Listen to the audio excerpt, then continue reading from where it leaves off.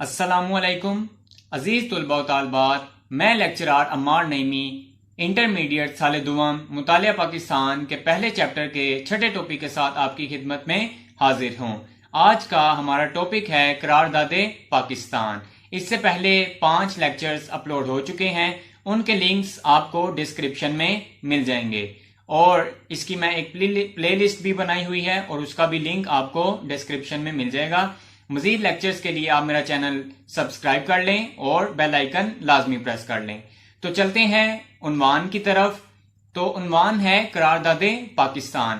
قرارداد پاکستان کا اصل نام قرارداد لاہور تھا، لیکن اس کو قرارداد پاکستان کیوں کہا وہ میں آپ کو بتانے والا ہوں۔ دیکھیں، اس کے نام کی وجہ تو اس کا کریڈٹ جاتا ہے ہندوستانی اخبارات کو، جن میں ہندوستان ٹائمز، ٹریبیون، پرتاپ اور ملاب شامل ہیں۔ انہوں نے کیا کیا، جب یہ قرارداد منظور ہوئی تو انہوں نے طنز کیا اور خوب مذاق اڑایا، اور قرارداد لاہور کو قرارداد پاکستان کہہ کر خوب تنقید بھی کی۔ تو مسلمانوں نے کیا کیا، انہوں نے جو علماء تھے اور باقی جتنے رہنما تھے، انہوں نے اسی نام کو آگے بڑھایا۔ تو در حقیقت اس کا نام جو تھا وہ ہندوؤں نے ہی رکھا تھا، یعنی وہ اپنی طرف سے طنز کرتے تھے۔ اس کی مثال ویسے ہی ہے کہ ایک سٹوڈنٹ جو کلاس میں ہر وقت پڑھتا رہتا ہے اور جسے ہم بک وارم یا کتابی کیڑا کہتے ہیں، تو باقی جتنے بھی سٹوڈنٹس ہیں وہ اس کو چھیڑتے ہیں، تنگ کرتے ہیں، طنز کرتے ہیں اور اس کو آئنسٹائن اور نیوٹن کہہ کر پکارتے ہیں۔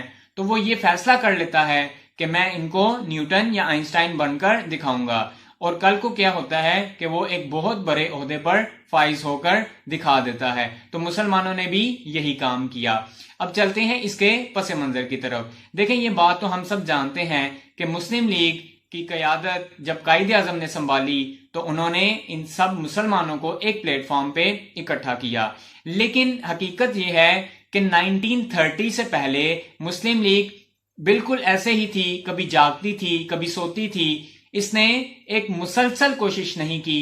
سعی جس کو کہا جاتا ہے، کوشش میں اور سعی میں فرق ہوتا ہے۔ کوششیں تو اس سے پہلے بھی مولانا محمد علی جوہر، جمال الدین افغانی اور بھی جو مسلم رہنما تھے وہ کر چکے تھے، لیکن ضرورت تھی سعی کی۔ سعی یہ ہوتا ہے کہ آپ کوشش کر کے چھوڑ نہیں دیتے، آپ جب تک آپ کو وہ منزل نہیں مل جاتی آپ تب تک کوشش کرتے رہتے ہیں، اور کوشش یہ ہوتی ہے کہ ایک بار کی، 2 بار کی، 3 بار کی، نہیں کامیاب ہوئے تو آپ نے تھوڑا ریسٹ کر لیا، وقفہ لے لیا۔ سعی میں ایسا نہیں ہوتا۔ تو اس سے پہلے 1930 سے پہلے مسلم لیگ کبھی جاگتی تھی، کبھی سوتی تھی۔ خود قائد اعظم بیرون ملک میں تھے اور علامہ اقبال نے انہیں 15 خطوط لکھ کر واپس بلایا تھا کہ جناب آپ کی ضرورت ہے، آپ واپس آئیں، اور ان کو کافی زیادہ حوصلہ دلایا اور اشعار بھی لکھے کہ نو امید نہ ہو ان سے اے رہبر فرزانہ، کم کوش تو ہیں لیکن بے ذوق نہیں راہی۔ تو 1930 سے سٹرگل شروع ہوئی، جو مین سٹرگل کاؤنٹ کی جاتی ہے۔ تو 1930 میں خطبہ الہ آباد میں علامہ اقبال نے خطبہ دیا الہ آباد کے مقام پر، اور وہاں پہ یہ اعلان کر دیا کہ جو آزاد مسلم ریاست ہے اس کا کنسپٹ دے دیا۔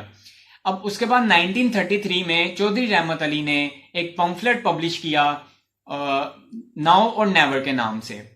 تو اس میں بھی یہی آزاد مملکت کا جو نظریہ تھا وہ پیش کیا گیا۔ اس کے بعد 1938 میں سندھ مسلم لیگ نے بھی ایک قرارداد منظور کی، اس کا بھی متن یہی تھا۔ تو یہ تھا اس کا پس منظر۔ اور 1930 میں قائد اعظم نے سید حسن ریاض کو انٹرویو دیتے ہوئے کہا کہ میں نے تو 1930 سے ہی یہ پلان کر لیا تھا کہ ہم ایک الگ وطن حاصل کریں گے، میں اپنے لوگوں کو ذہنی طور پر تیار کر رہا تھا۔ اب یہ ذہنی طور پر تیار کرنا کیا ہوتا ہے، اس کو میں آپ کو سمجھاتا ہوں۔ ذہنی طور پر تیار کرنا، اس کو گراؤنڈنگ بھی کہا جاتا ہے اور مینٹلی طور پر پریپیئر کرنا بھی کہا جاتا ہے۔ دیکھیں، آسان الفاظ میں سمجھانے کی کوشش کرتا ہوں کہ قائد اعظم نے کیسے اپنے لوگوں کو ذہنی طور پر تیار کیا۔ ایک شخص ہے، وہ لو میرج کرنا چاہتا ہے، لیکن اس کے والدین اس کی حمایت میں نہیں ہیں، تو وہ کیا کرتا ہے، ایک دم سے یوں لو میرج نہیں کر لے گا، ان میں بھی لو میرج ہوئی ہے، فلاں کی بھی ہوئی ہے اور وہ کامیاب بھی ہے، تو وہ اس طرح سے مثالیں دے گا، تو تب جا کے والدین سوچیں گے، ذہنی طور پر تیار ہو جائیں گے کہ ہمارے بیٹے کے ذہن میں کیا کھچڑی پک رہی ہے۔ تو یہ ہوتا ہے ذہنی طور پر تیار کرنا، جو کہ قائد اعظم نے 1930 سے سٹارٹ کیا۔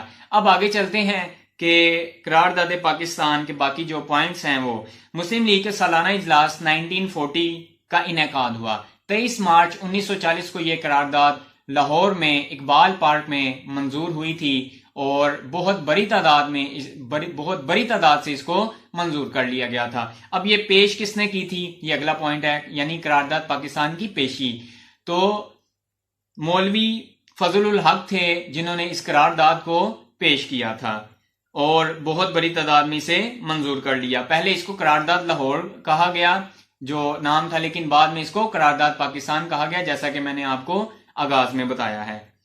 اس کے بعد ہے قرارداد پاکستان کی منظوری، اگلا پوائنٹ ہے، یعنی اس کو بہت بڑی تعداد میں منظور کر لیا گیا تھا، یعنی آپ نے پوائنٹ زیادہ بنانے ہیں، جتنے زیادہ پوائنٹس ہوں گے آپ کو اتنے زیادہ نمبر ملیں گے، اس لیے ہم نے بات ایک ہی تھی، یعنی یہ 3 لائنیں تھیں، لیکن ہم نے اس کو 3 پوائنٹس میں ڈیوائیڈ کر دیا۔ اب آگے چلتے ہیں قائد اعظم کا خطبہ صدارت۔ اب قائد اعظم کے خطبے کے اہم نکات کیا تھے وہ میں آپ کو یہاں پہ بتا دیتا ہوں، جو کتاب میں لکھے ہوئے ہیں، اس لیے میں اب کتاب سے دیکھ کر پڑھوں گا اور ساتھ ساتھ سکرین پر بھی آپ کو دکھا دوں گا تاکہ آپ اس کو دیکھ لیں اور میں اس کی وضاحت کرتا ہوں۔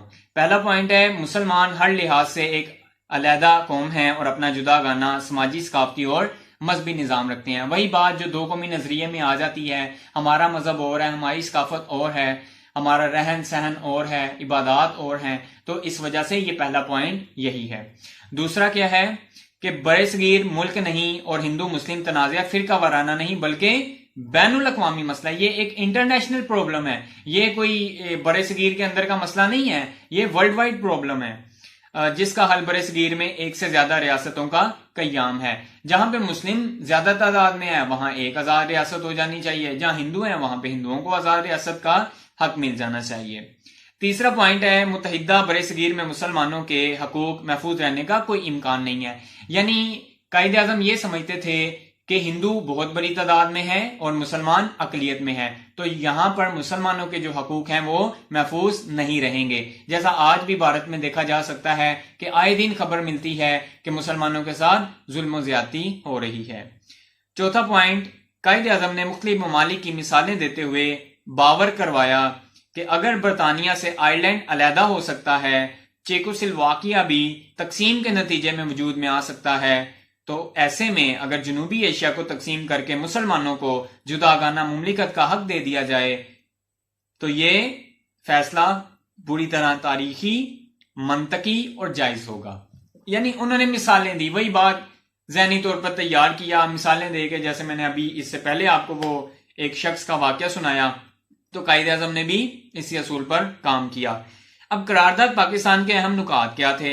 پہلا تو یہ ہے آزاد مسلم مملکت کا قیام۔ بھئی ہمیں ایک آزاد ملک چاہیے جہاں پر ہم مکمل طور پر آزاد ہوں، جیسا یہاں پہ لکھا ہوا ہے کہ شمال مغرب اور مشرق میں، شمال مغرب یہ جو ابھی پاکستان ہے اور مشرقی پاکستان جو اب بنگلہ دیش بن چکا ہے، میں مسلم اکثریت والے علاقوں میں آزاد مسلم مملکتیں قائم کی جائیں، وہاں پہ مسلمان میجورٹی میں ہے تو وہاں پر انہیں ایک آزاد ریاست کا حق دے دینا چاہیے۔ اس کے بعد تقسیم کے علاوہ دوسری اسکیم کی نامنظوری، یہ دوسرا پوائنٹ ہے۔